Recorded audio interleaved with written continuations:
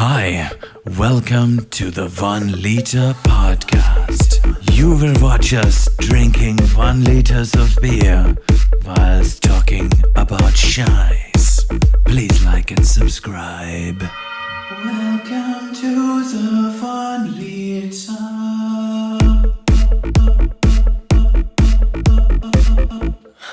Good evening.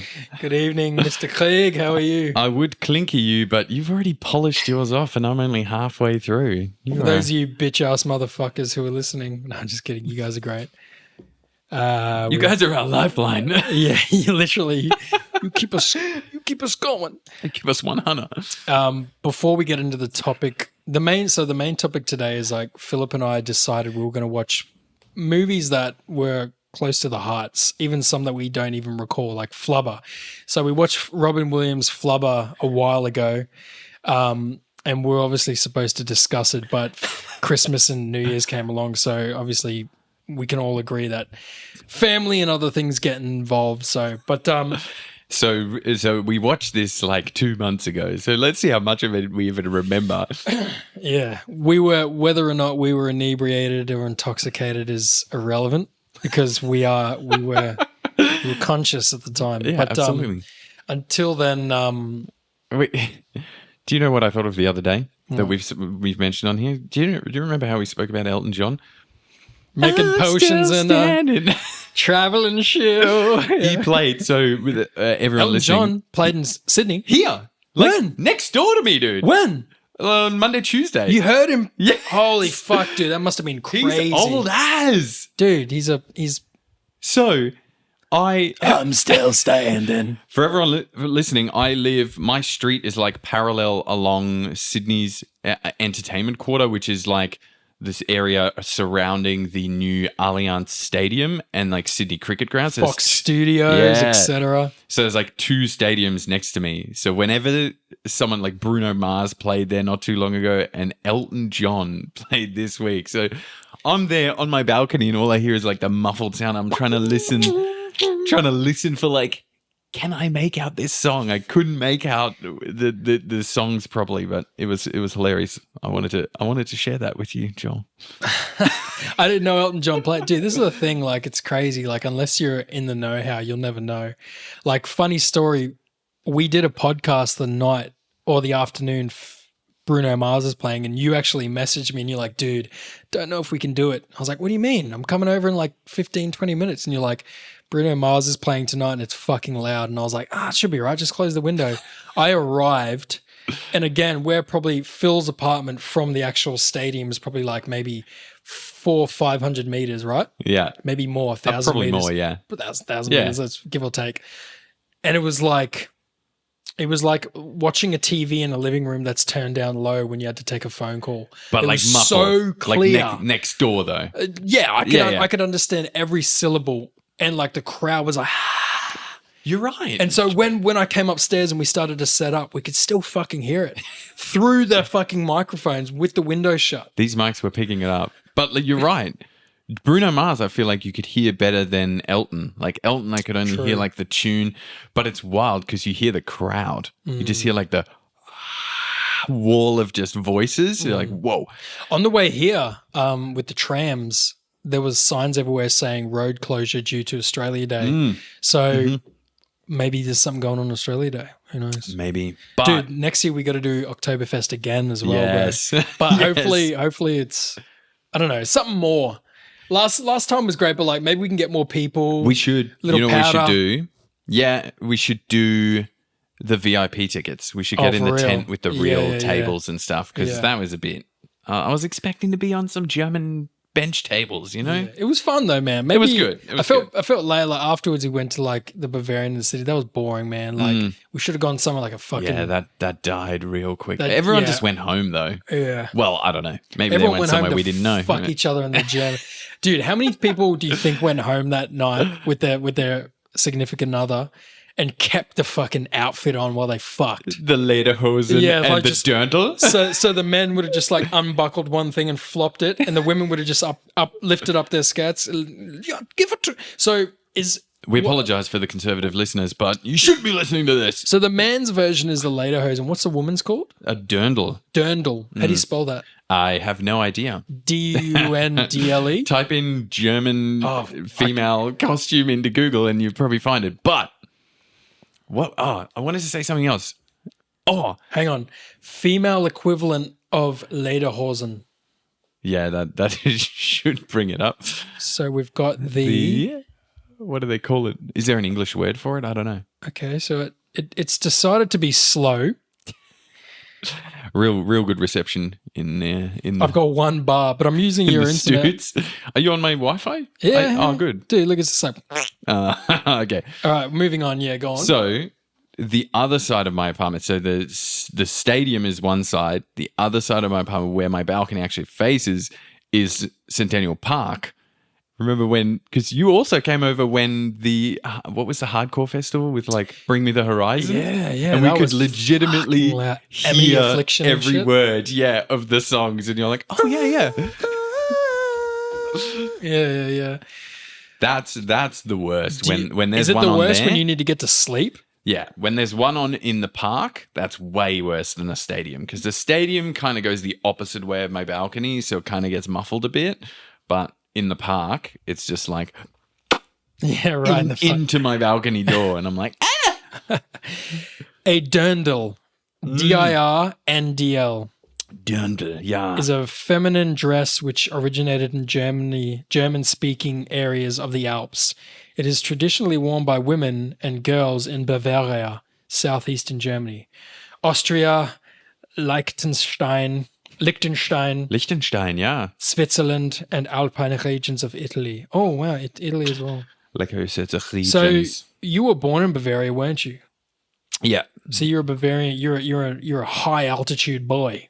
Yeah. Is it that high altitude? Well, I don't know, but like from what I've seen from Bavaria, it's like roaming hills and now you've got me real curious. Yeah. Let me have a look. Look, I want you to look that up, but I just want to lead people into the topic of this thing. So, Philip and I, we were discussing what would be fun to do, and we noticed naturally we tend to get into long conversations about films. Like we spoke a lot about like Harry Potter stuff and especially like superhero stuff. We like to analyze it. Yeah, we like to analyze it. The problem is a lot of people do this already. They break down films in podcasts. Yeah, and we didn't want to be a part of the norm, but at the same time was like, if you're good at something, fucking do it. And like not necessarily good, but we have a very relatable aspect to our approach. Like people can relate to ours opposed to someone who breaks it down and uses like analytics and big words. So we watched 1999, was it? Which one? Flubber. Oh yeah. Oh yeah. Who knows? Fuck. We wrote down some facts, but that was 2 months ago. So I have no. It really was 2 months. Earlier. It was earlier than that. So we watched. We watched Robin Williams' film Flubber, 1997. 97. We watched it together, which was kind of fun. We watched the whole thing. And before that, yeah, how many times do you think you've watched that film? Maybe in your 2 life? times before I watched it. 2 times. But I loved it. I had it on VCR in German. So okay. I've watched it like way more than 2 times. Let's break this down first. So was it still Flubber or was it like Flaggen? No, it was still Flubber. Okay. But it had no meaning to me. Because in English, it's obviously flying rubber. And in German, it does that. Those aren't words. See, here's the thing. When I was a kid, I didn't realize Flubber meant flying rubber. And they probably even said it in the film, but I never noticed. I had glimpses, and this is how much it made an impact of me. I'm 30 now, but like I had glimpses of the film. Enough glimpses to be able to make a whole picture of what the film was, right? The storyline, yeah. Yeah, I had glimpses of like start, middle, finish, breakdown of what things happened, and then the end part, especially the part where the ball of flubber goes up into the guy's ass, and he's like, ah! And then he goes out his ass. He goes into his mouth and out his ass. Yeah, dude, that went through his fucking digestive tract out of his ass. Like there would be internal bleeding, ruptures, etc. He would probably be dead. I don't know the IRL in real life. In real life, yeah. I don't know the actor's name. He played Shooter McGavin in Happy Gilmore. Shooter. But so look, again, we watched this 2 months ago. We were intoxicated. What I remember is this. No, what were you going to say? No, I was about to say what we realized when we were watching the film. So here's the thing. As an actor, again, I don't confess to be the best actor, the best. Like anyone could say, "Oh, well, that's your opinion." Would you say as an aspiring actor? Is that the right word? So nobody really believes you're an actor until you've been on TV, right? Exactly. But you do acting. So But what we were taught in acting was like, if you're acting, if you're doing theater, if you're rehearsing lines, if you're doing this, you are an actor. Yeah. Right? Like if you know how to play a guitar, but you've never played live, but you've just played your guitar in your little bedroom for 5 years, you're a musician, right? Yeah, absolutely. Same thing. So, yeah, exactly. Whereas the title actor, people just think of Hollywood actor. Yeah. In Australia, especially if you haven't been on Home and Away, you're not an actor. Neighbours, I'd mention Neighbours as well, but that's not non-existent. So one thing, because I've watched films since I was one of my first memories is watching a film, right? I've watched black and white films. I've watched films from the 20s upwards. Like I've watched Charlie Chaplin's films. I've watched Hitchcock's films. I love film. I've watched it enough where I can personally, I mean, anyone can argue this, but I can look at an actor and go, he's not in the scene, you know? He or she is not invested. He or she's not doing right by the character. Here's the story and you're doing this. Mm-hmm. And if I broke it down for you and I trained you for a month on what to observe, you'd see it. The lens would be pulled back, right? Mm-hmm. What I noticed was the way Robin Williams' character was and his overarching goal was pure, right? Mm-hmm. He was obsessed. Robin Williams' character was obsessed with his work, with his science, with creating these products, right? Not products, but these inventions. He was so obsessed that that's all that was on his mind. It was all that was on his mind to the point where it was almost like not OCD, but almost like a autism, right? Mm-hmm. The fact that he consistently forgot about his love life, to the fact where he forgot about his first wedding. Several times. So he forgot about the wedding. He was one of the first scenes is he arrives to the college classroom and he starts teaching a classroom and it's the wrong class. And it's clearly the wrong class because it's a nudist paint workshop. There's two naked people and he still just continues on. Exactly. And he just continues on. Yeah. So clearly his I mean, anyone can relate to have you ever been in a situation where something bad's happened to you and then you go out and hang out with friends and your friends are loud and they're obnoxious and they're talking about something, but you're just like, yeah. Oh, yeah, man. Yeah, totally. You're not present. Yeah. And then like there's that one friend who notices and like, what's going on? You're like, huh? Oh, don't worry about it. Yeah. So he wasn't present. He wasn't present for 95% of his life. So that was his thing. He meant well and he truly loved his love interest, the woman in the show that he also worked at the college, right?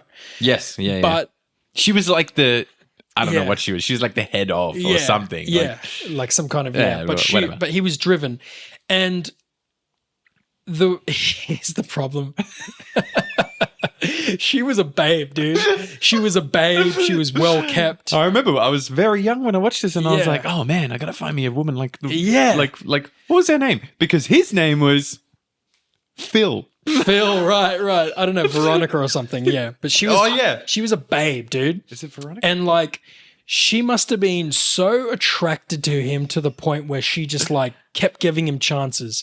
You've not arrived to our wedding plans. I've had to organize everything. Sarah. You've stood me up millions of times, and I just felt the way she treated him and the way she spoke to him and her appearance compared to his, she was just far too good for him. Like Robin Williams, I'm not saying Robin Williams is unattractive, but she was just far too good. Yeah, but his character and like how did that relationship even come about? Yeah, exactly. If he's not present, how did they even cultivate that? Yeah. She was here and he was here. Not an attractive wise, but like she was very white picket fence and he was very much like atom bomb, like Hinden,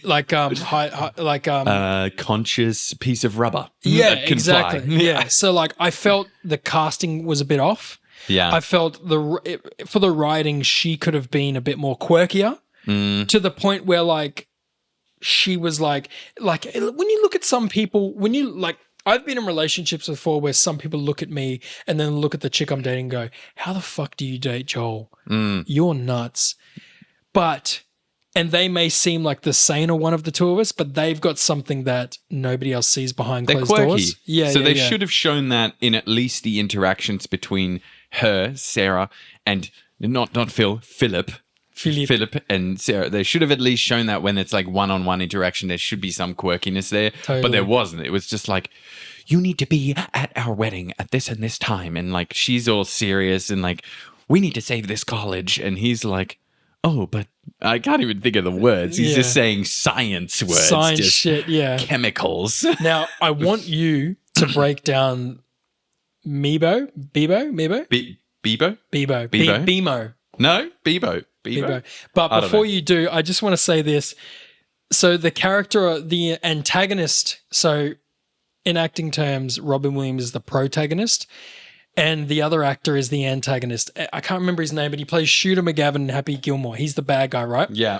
So he is, I feel like he's probably the most relatable character because as a guy, Christopher McDonald. What was his character's name? It was Wilson. Yeah. So not relatable, but as a man, if you're a man and you see a woman that you're attracted to, right? Any man who's a bit, you know, ambitious and a bit alpha, I suppose. If you see a woman that you like and you know she's with a dude who doesn't give her what she wants. Weebo, I'm right? doing Googling, guys. I'm doing Googling. Weebo, right. So this guy, I can't remember what he does or what position he is. I think he's like I think he's like the local mayor or something like that. He was science. I think he has a background with Philip and they did science together in the same class. And then he became all corporate. Yeah. And he was Philip just went off and still did experiments and stuff. So he's still clever with his science, but he's a way more corporate dude. Yeah. And he's like, the corporate side of it. So he sees this up and coming genius. And he's like, fuck, if I had half of this guy had, I'd be a gazillionaire right now. And then he looks over and he's like, I'm good looking. I'm well kept. I make more money. I'm driven.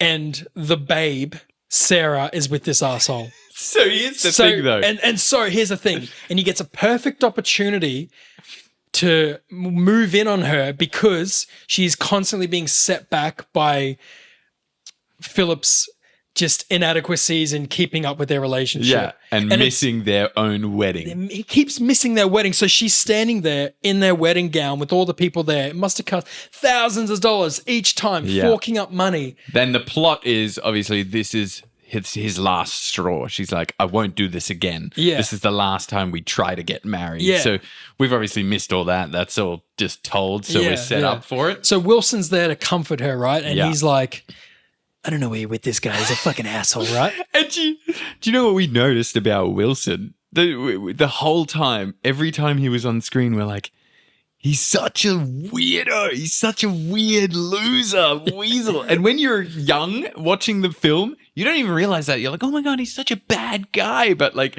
when you step back, creep, dude. When you step back and analyze it as if it was in the real world, he is an absolute creep weirdo. I mean, he could go out and find any woman who would be interested in him and be like, wow, he's a compatible male partner that I could be with, right? But instead, he makes it his mission to fuck some other guy over to get some woman that he may or may not be that attracted to. Yeah. He's obsessive. An absolute weirdo. I feel like the base message for this story, for the whole movie is like obsession can kill you, right?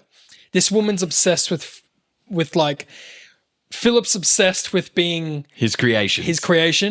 Weebo is his creation, who is like his companion, and he is the only one. She is the only one. She, as in the object. We'll get to that. Okay. Sarah is obsessed with just finally settling down. I feel like if she had been with him for so long, she wouldn't need to fucking. She'd give him the benefit of the doubt, right? She know he's not going to rock up. And this is why I think the writing's a bit iffy. Yeah, exactly. The writing's a bit iffy. She should have just like, they should have got married in Vegas and some little thing and then been happy. Like, not even that. The way she treats him as well is like, she's so detached from what he's doing. Yeah, and they don't live together. I feel like if someone loved the way she's portrayed, she loves him so much, she keeps giving him the benefit of the doubt. If you truly loved him, you'd be invested in what he's doing. But he's like, honey, I've created the molecular structure of this rubber, blah, blah, blah. And she's like, that's great. So the wedding, is she trying to marry him for fucking status? Does she see that in the future he's going to create the next fucking atomic bomb? Like, what Maybe is she's hoping it that for it. she's attracted to him about? Because this is what's wrong with the writing. There's no... I don't see what she finds in him so attractive.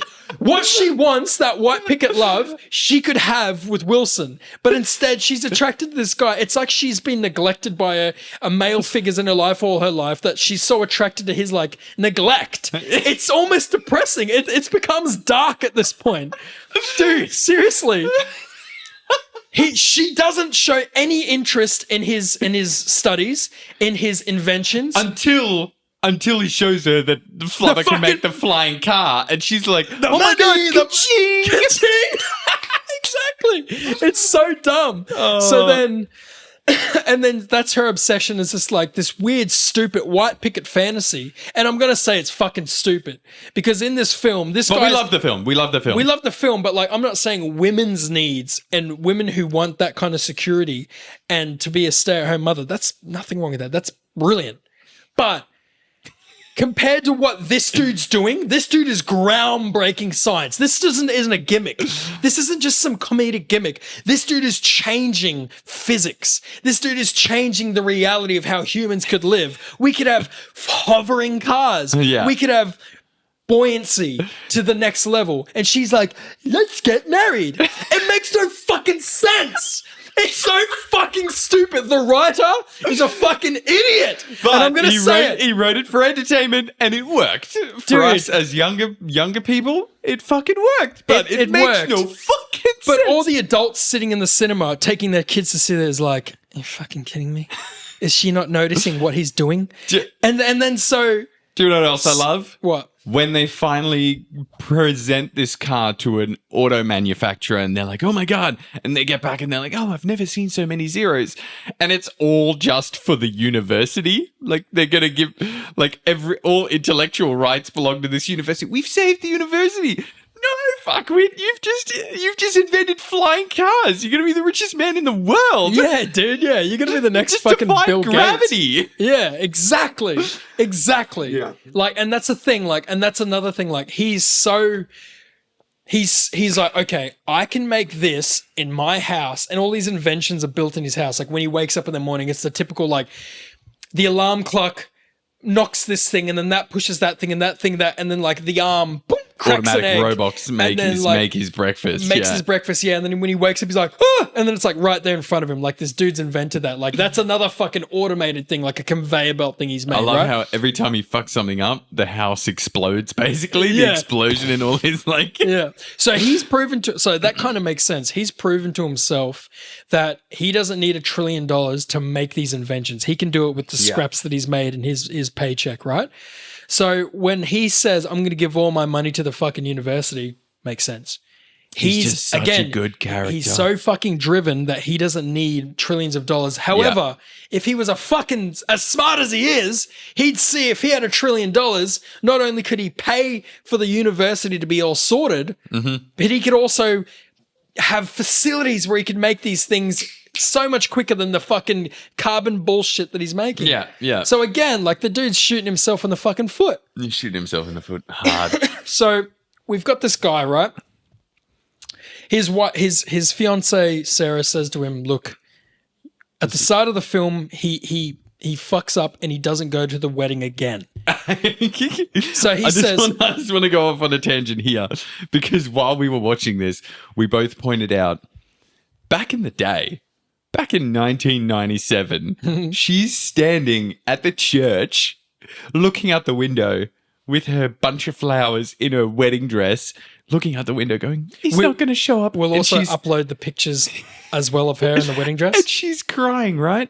And we're like, This doesn't happen these days. Everyone's got a fucking mobile phone. She would be texting him and going, where are you? Are you about to arrive? What's going on? She'd be calling him 10, 15, 20, 100 times going, where are you? If that happened nowadays, you would assume that he was dead.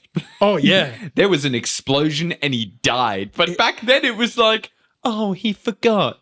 Yeah. So he didn't show up. Hard out, dude. And then like 3 days later, the police rocks up at her door. There's been an accident. Your fiance is deceased. You know? Like they're For real. nowadays, it's all just instant communication. You cannot. Yeah, she's like, where is he? Goes on Instagram, message seen.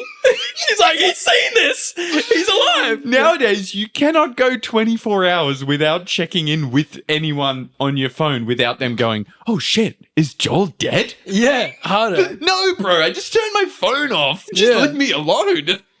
Can I get off on a super, super small splinter of a tangent? I don't We know. love tangents. I don't know where it is in Australia. I think it might have been ACT or something like that, but I can't even remember the band. But this band, Aussie band, wrote a song about it.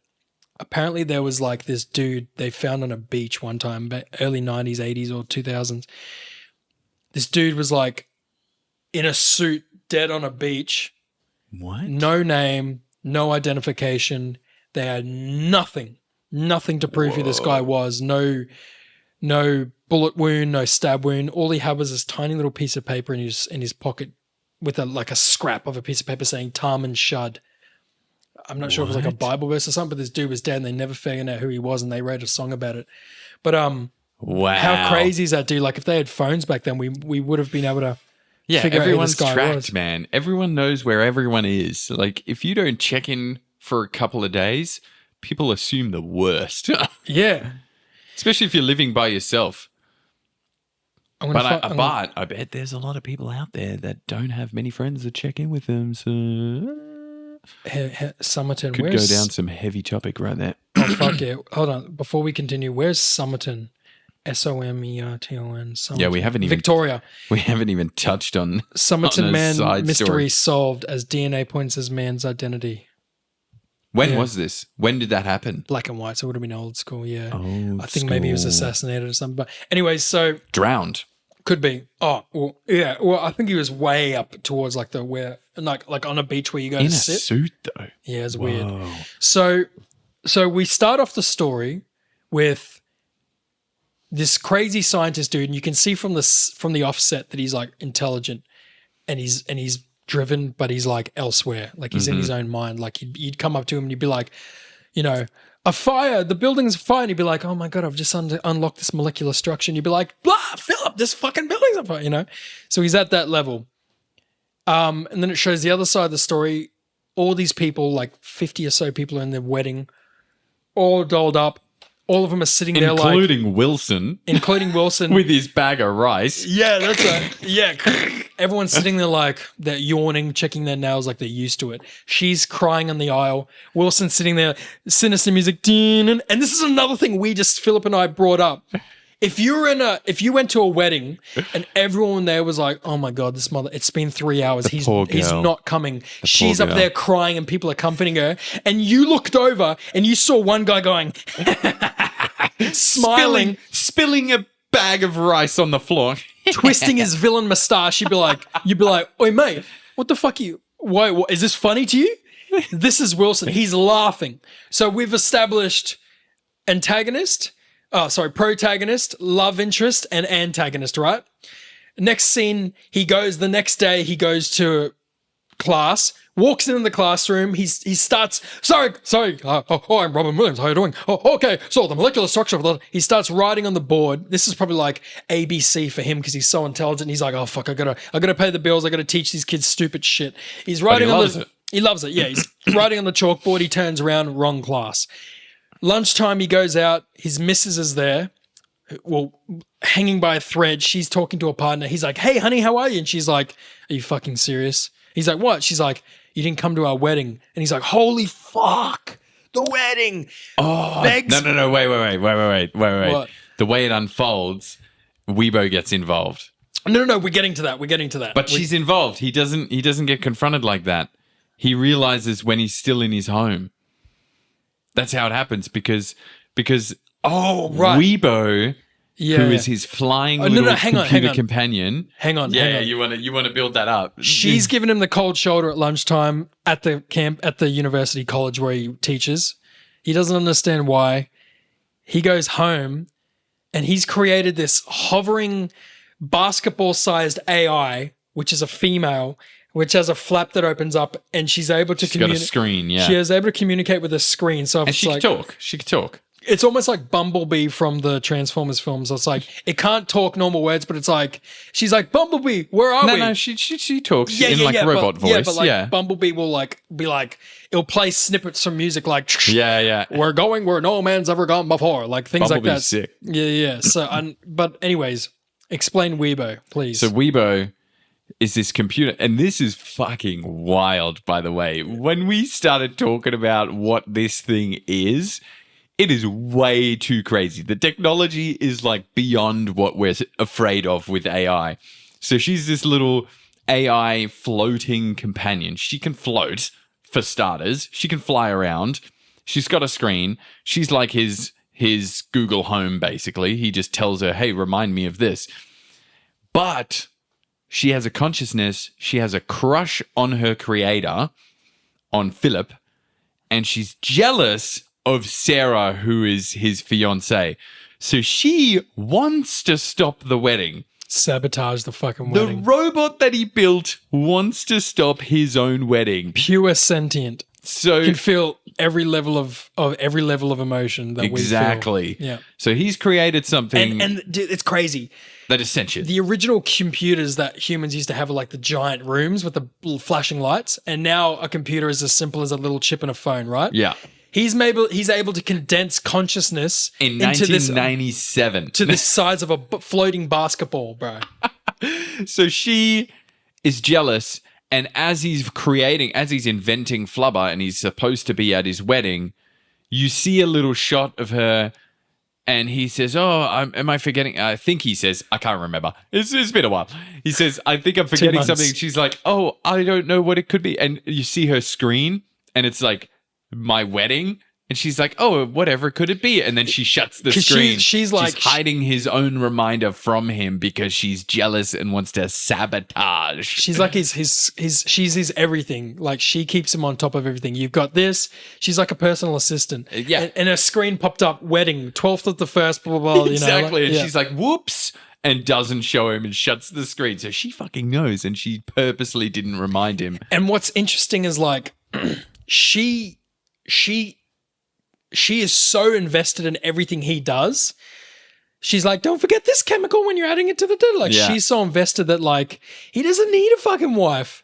All he needs to do is create some AI that he can fucking put his cock into, and he's all sorted. Because, dude, she is I was about to say, I don't know, man. She is his perfect companion. But how does he reproduce? That's the problem. Oh, well, fuck, does he need to reproduce? Biology, but there's no difference. There's actually no biological difference between males and females, so I don't know what you're talking about anyway. Yeah, exactly, so. yeah. But if you think about it, would he be so good at fucking because he's done all the research, or would he not know what the fuck he's doing?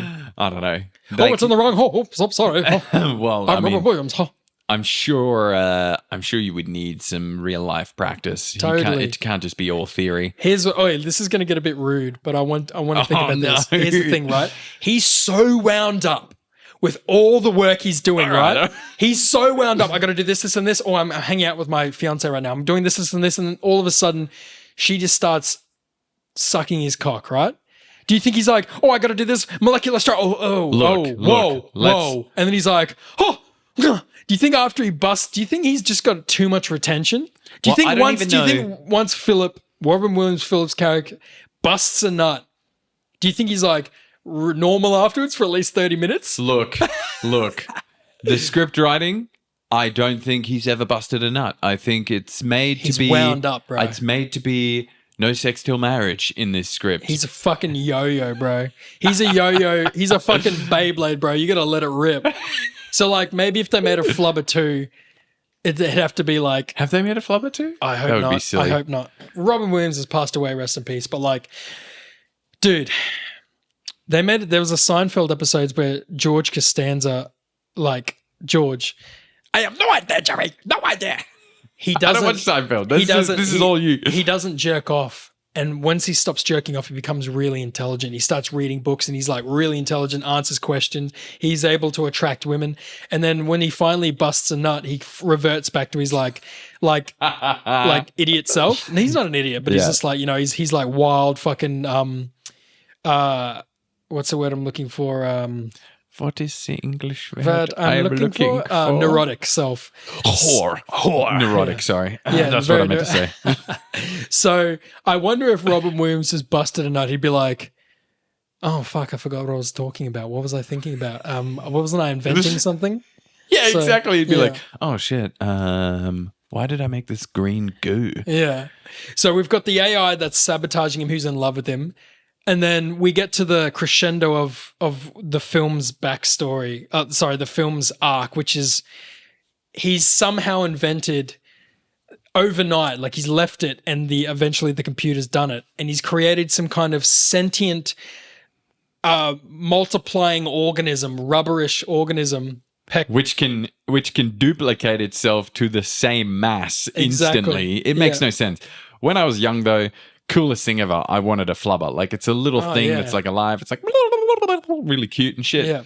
But do you know what? We said we've gone through the antagonist and protagonist, antagonist. There's another antagonist. It's that rich guy with the son. You know, the son that he's just paying off the college to pass. That guy's a whole nother story. That guy's got like, because he's trying to steal his ideas. He probably sends got his like two thugs 5 around minutes. his house. Yeah. They rob the place. They trash the place. They baseball bat Weibo. That's a real sad moment. I'm happy about that because fuck Weibo. Weibo. He's probably got about 10 minutes screen time. But yeah, so there's a guy who actually wants to close the college down. He's a big time actor too. Yeah. He wants to close the college down. That's right. And that's his motivation. And his son goes to the college that surprisingly, his son goes to the college that Robin Williams teaches at, and his son is failing all his classes. And so... Well, he can pay every teacher off except for Philip. Yeah, Robin Williams, he won't pass him in that class. Correct. So he sends some thugs around to shake Robin Williams' character Philip up. And then the thugs notice that Philip's created this crazy invention. So then they say, boss... Not only are we going to fuck this dude over, but we can steal his fucking scientific idea and make trillions. And it's the craziest thing ever. Yeah. In the meantime... This guy, Raymond J. Barry. Raymond J. Barry, right? In the meantime, right? Robin Williams is so enthralled with this invention he's made and he's having fun with it. He's like, we can do all this stuff. He's so wholesome.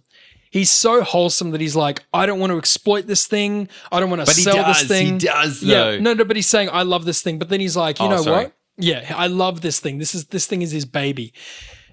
Next thing he's like, where can I test this thing's productivity? I think it's more to do with Sarah. How can I prove to Sarah that this thing is magical? Right. And it's a big thing about the college basketball. Yeah. So he's like, how do I prove to Sarah that despite the fact that I've fucked you over so many times, there's a reason for it. Mm-hmm. I may have ruined our wedding plans 4 or 5 times, but what I've done can change history. Mm-hmm. So you'll forgive me, and then once this is all done and I've proved to you, you'll fall into my arms again. Yeah. The basketball team for the college that's going down under. Horrible, right? They're all a bunch of dweebs. They don't know how to play basketball properly. Pencil-pushing nerds, right? Acne-faced losers. The main villain guy who wants to close down the college, his son is on the team, but his son's like, oh, I'm part of a shit team. So Robin Williams goes to the basketball court the night before. He sprays... He makes little thumbtacks that he sprays Flubber solution on, and then he sprays a paint coat over the top so that it takes like 15 minutes of gameplay to wear off the paint. 30 minutes of and then they get bouncy on their feet. So he manages to make a liquid solution version of the Flubber. He sprays it on the basketball, bounces the ball, and it's like the most buoyant thing in the world. It's like brrrring. It's like pinball. It's so quick. And then again, watching the movie, you're like, how is nobody pointing this out? These guys are clearly cheating. Yeah. They're bouncing from one end of the court to the other and through the hoop. With a history of no athletic skill whatsoever. And here's the fucked up thing. Must be steroids. Here's the fucking weird thing, right? Yeah, totally. Here's the weird thing, or like some kind of nuclear weapon. Here's the problem. Robin Williams sprays this fucking basketball and it bounces so high that it becomes a weapon that he has to duck. He can't just boom catch the ball. If he catches the ball, he's going to break every hand and every bone in his hand, right? So what does he do next? He sprays it on the bottom of his fucking shoes. This is a basketball. And then he ties a bag of concrete to his ankle bed and tries to jump. Like he would be dead. So sure, he can bounce high up to the rafters. We're talking like 50 meters up and come back down. Does he know, has he calculated the shock would go through his shins and break his shin bones? I don't think so. Would it? And neither has the rider. Exactly. So he bounces. He just bounces up. So he learns to bounce. He's having fun. Next minute, this fucking 30-kilo bag of cement nails him in the face.